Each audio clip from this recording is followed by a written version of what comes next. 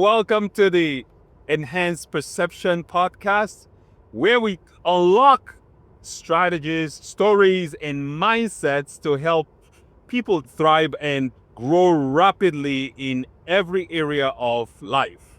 Today's episode, we're going to be having a wonderful human being, actress, performer. She has done theater, film.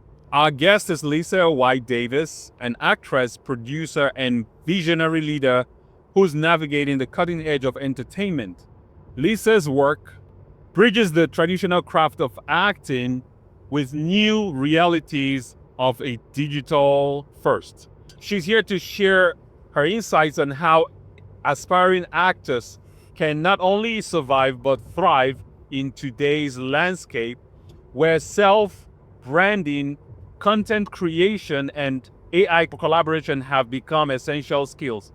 If you've ever wondered how to stay relevant as an actor in 2025 and beyond, this conversation is for you.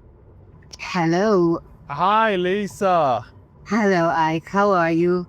Very good, very good. What is the one thing you're excited to share with our listeners right now? I'm a very secure and happy person, and I am enjoying good health, which is wonderful. I have a lovely little home in an area called Studio City, which is a lovely place to live in California. I have a beautiful little dog as my companion, and I'm just a very content and happy person. I enjoy life very much and all the gifts that it brings to me on a daily basis. I'm a grandmother and I'm a great grandmother.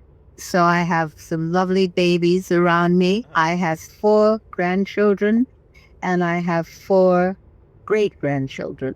And I've some wonderful relationship. I lost my daughter, the mother of one of my little families, several years ago, which was a terribly difficult tragedy in my life, but it gave me her 2 children to help raise because I promised her I would take care of them, and it's brought me great rewards. It was a terrible loss at the time, but having a second family was lovely.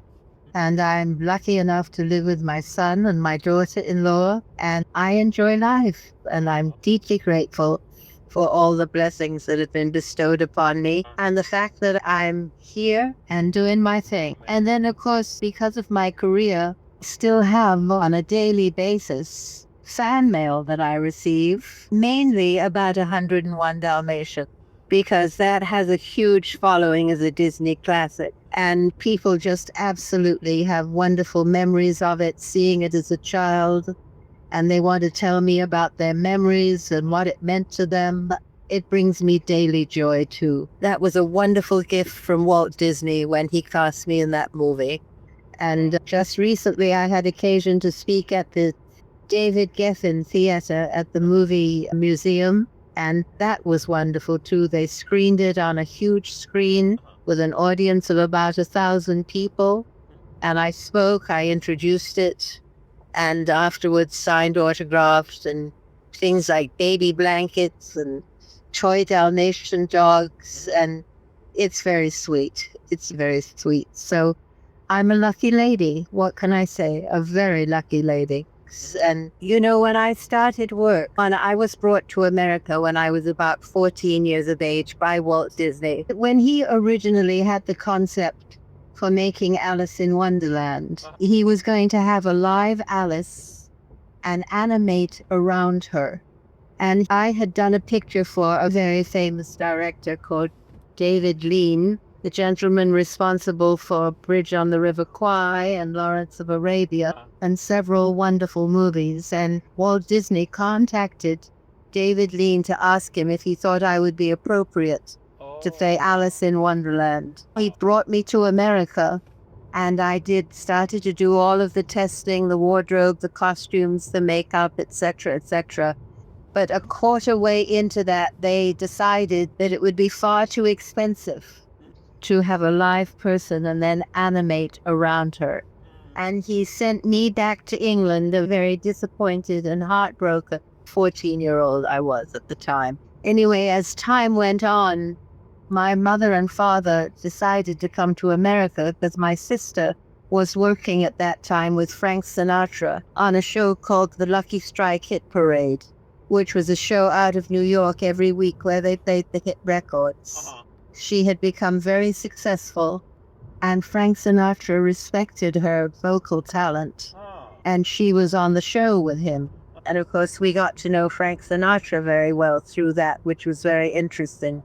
And now I'm going to get to what's different about today and yesterday. When I was here, I was signed under contract to MGM, and I was 15 at the time.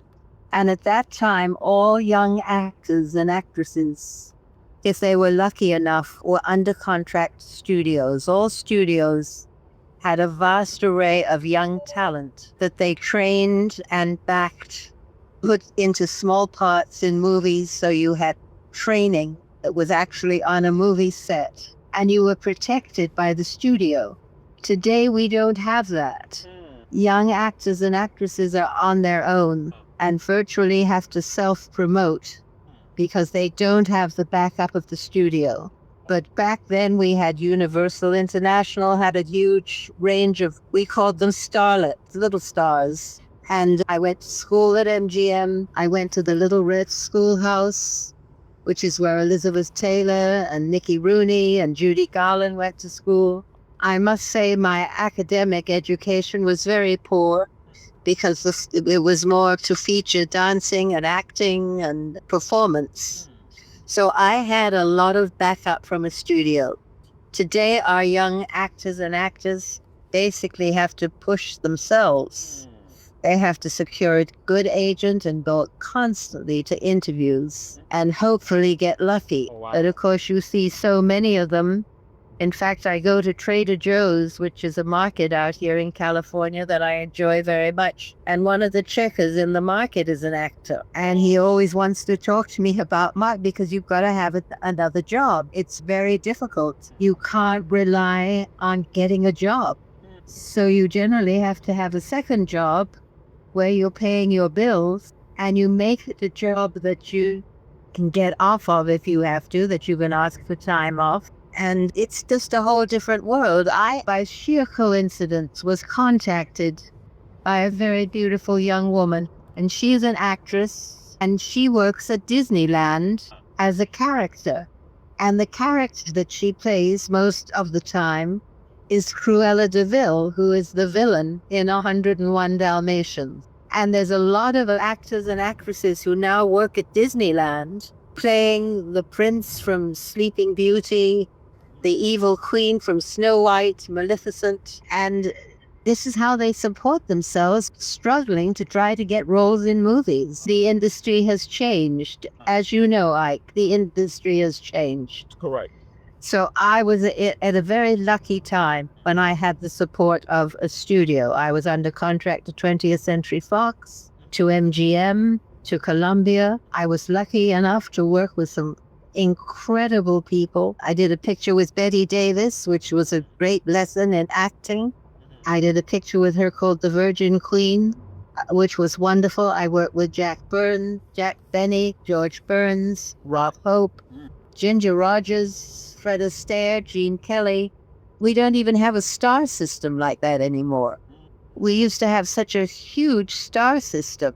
Unfortunately, today when I watch a lot of the award shows, I don't even know who the people are because they're not promoted by the studios the way they used to be. So I would say it's a much more difficult world than I had. Wow. Well, Lisa, you've touched on quite a few things, notes that I have here, because I was going to ask you something about what was the hardest challenge you had to overcome as an actor, but I think you answered it in that speech that you gave.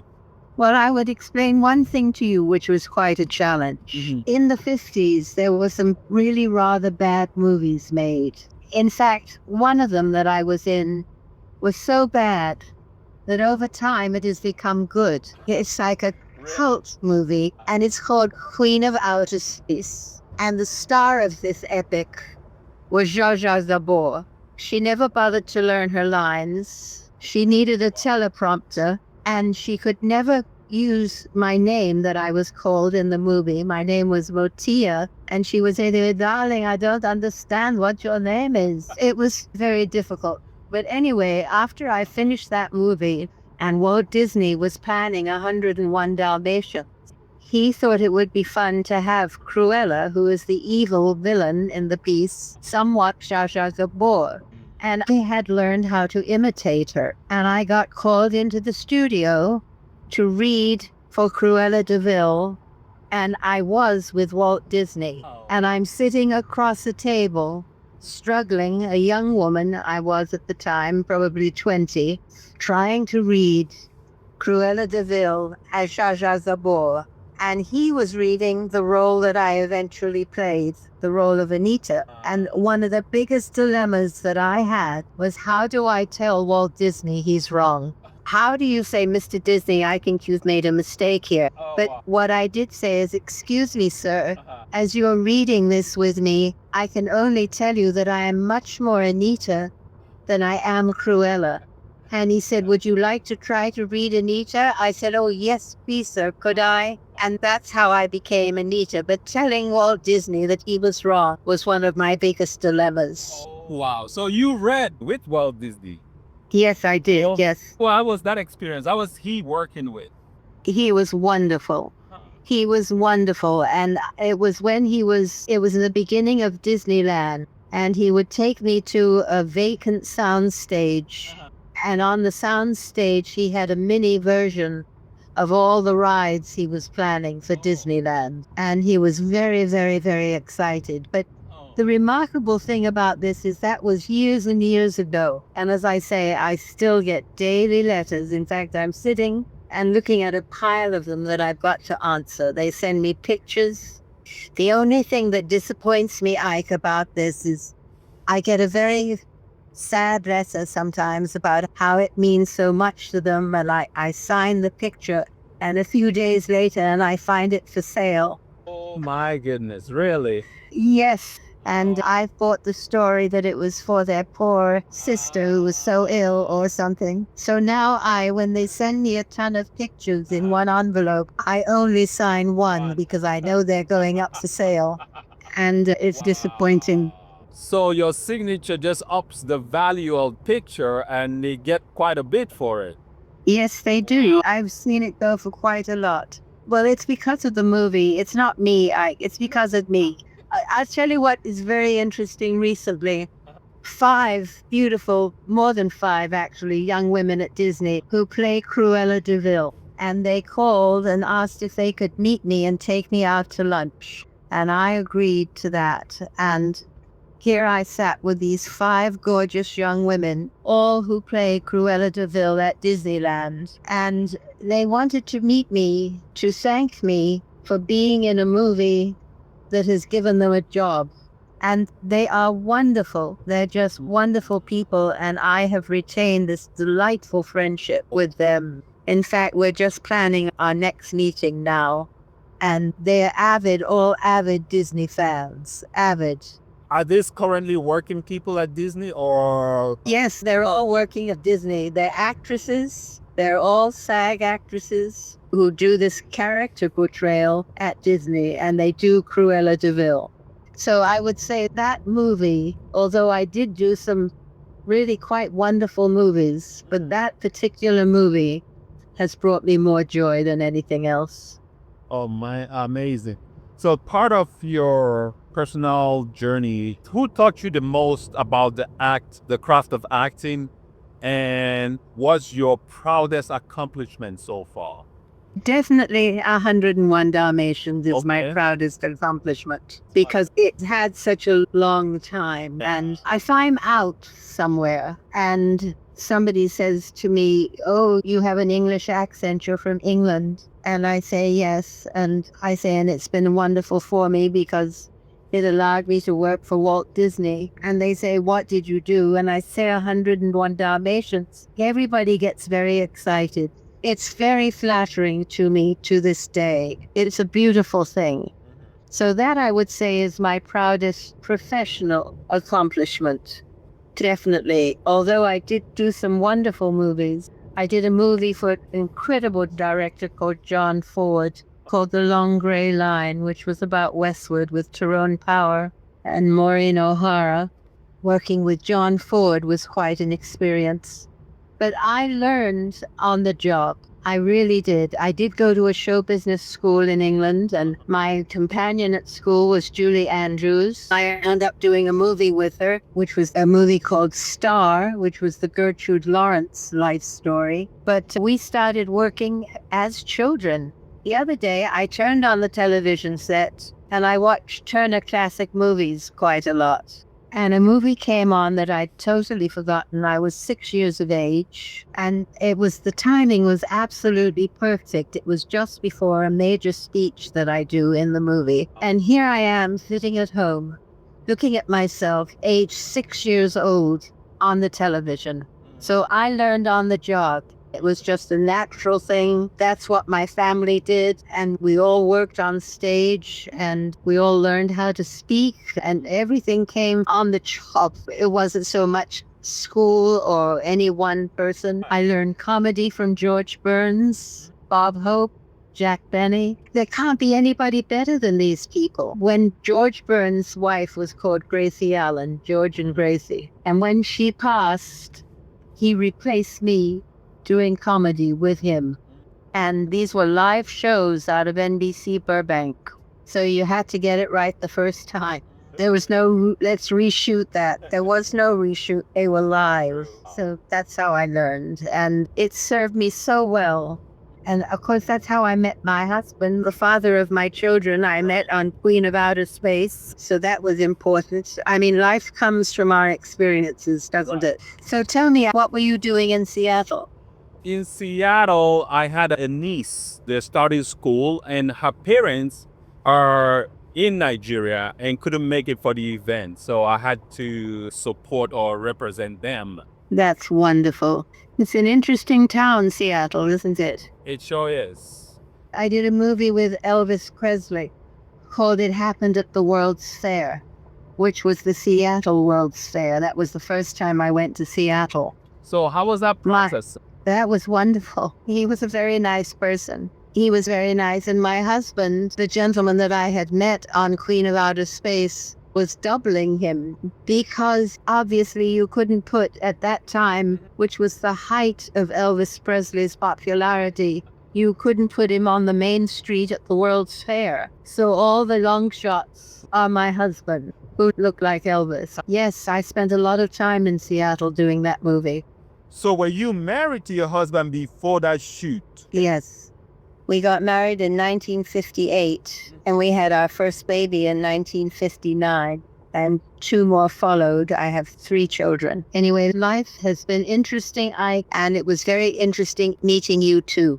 Oh, thank you. I enjoyed meeting you. I like the projects that you're involved in. You've sent me some things to look at, and it's very exciting to me. So keep doing what you're doing, because it's a lovely contribution to our world.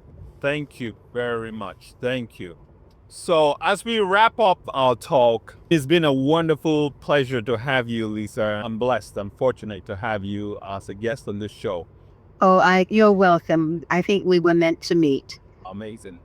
Feel free to just tell me if you want to go deep or not. I was going to ask you, what would be your advice for young producers that want to go into producing either Broadway show or movie show or any kind of film production?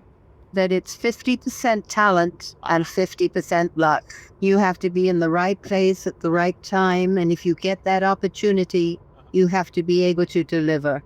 It's much tougher today than it used to be, as I said earlier in our conversation.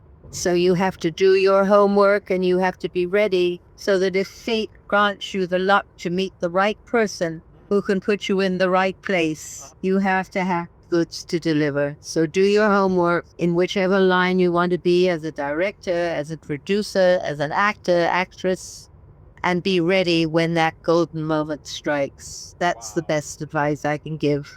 Just be ready. And most of all, love what you do. Because when you love what you do, you'll do it. If you don't love what you do, it won't happen. Correct. That kind of segues into or answers the next question I wanted to ask you, which is what are your thoughts on mental health and resilience for actors that are navigating rejection and uncertainty? It's very, very hard to keep your mental state in a happy place when you are rejected. But I do believe that everything happens for a reason, and you have to take it as to keep on trying. The right thing will come along. You can't let it get you down. It's very hard to be turned down. It's very hard to be rejected and to think that somebody else is more suited to the part that you're going after. But if it is meant to happen, it will happen for you. And you've got to keep positive. You cannot be negative. You can't start to put yourself down. I'm afraid it can get to you. There's a song written by Burt Bacharach, great writer, and one of the lines is, "And all the stars who never were are pumping gas and parking cars." And most everybody has to have a second job. You're working in a car park, you're working at Disneyland playing Cruella de Vil while you're waiting for your big opportunity. But in the meantime, you're studying and you're learning how to deal with people. And that's most important. You have to be able to present yourself well and to show yourself well. And you cannot do that if you're depressed. You must be positive. Preach. Wow. Thank you very much. That was good. All right. That was an amazing talk with Lisa. She's been a blessing to have her to be on this podcast. And let me know what else you want to hear. I had a few things I wanted Lisa to answer, but I guess she had to go, so I had to cut it short. If I get enough people asking for a part 2 of this interview with Lisa, I'll be sure to bring it. Some of the things I wanted to ask her was like, if your acting career were a film, what would the title be and why? All right. So hopefully once I get Lisa on a part 2, we'll touch on this other things. And until then, keep listening, share, and spread the good word about what we do here on Enhanced Perception and on Ike Steele TV. Peace, love, and blessings.